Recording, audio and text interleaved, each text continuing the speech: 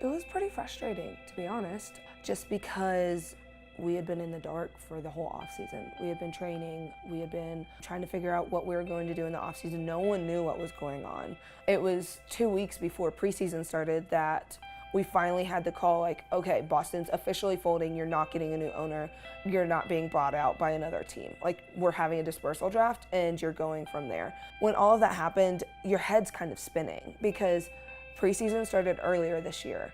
Everything happened so fast. And I think that's it was frustrating for a lot of us because wanting to make a change, we wanted to do well. And then for all of that to just kind of go down the drain, we were all like, okay, well, what's next? We had the dispersal draft, and then a week later I was in Utah. And it helped that right after the draft, Laura called me and she just like laid it all out there for me. And it was just really nice to hear from her, knowing that things are gonna change and we're really gonna push this year for this season. So my husband's a teacher in San Antonio, and they have a great schooling system in Texas, so he loves what he does. And so whenever I'm in season, I'm wherever I am. And then in the off season, I either will go back to San Antonio or I'll stay and train. Utah's within driving distance for us, so driving less than like 20 hours is reasonable for us. Like Boston was a stretch. So he would fly, and it's a little bit tough when it comes to traveling and also him wanting to find a balance with spending time with family while he can. Utah's a lot better just because it's closer and it's easier that we have Jace here now. So in Boston, I didn't get to have him. Jace is technically my husband's dog. He got him right before we started dating. He was just like, there's no way, like he's such a distraction. He's really not, like he's very independent, but then I had to do all the work to get him here. And once he realized that I was being serious about getting him here, he actually let me have him. So I brought him on the plane with me. Come here.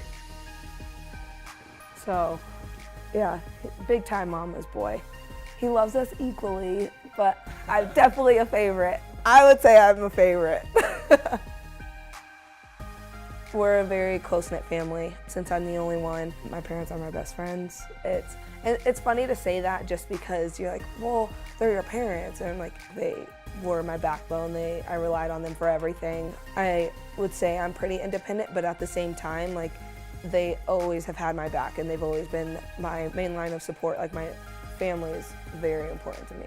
Once club got more serious, he was typically the one that would travel with me. And so I think that's also another reason why we're super close, because with it being just the three of us, they were able to travel and go to a lot of my soccer games and practices. They would constantly be driving up and down 35 to make it to all the games.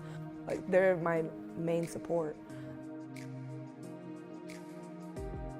I didn't specialize in goalkeeping until I was about 10, and then once that happened, it just kind of all went from there. Like my parents were gonna let me do whatever I wanted to do. If I wanted to spend time doing other sports, then I could do that, but I made the choice of playing. You have to be brave if you're gonna be a goalkeeper. Like you have to realize that you are the last line of defense. You're gonna have to put your body on the line. Sometimes it's gonna hurt, sometimes it's not.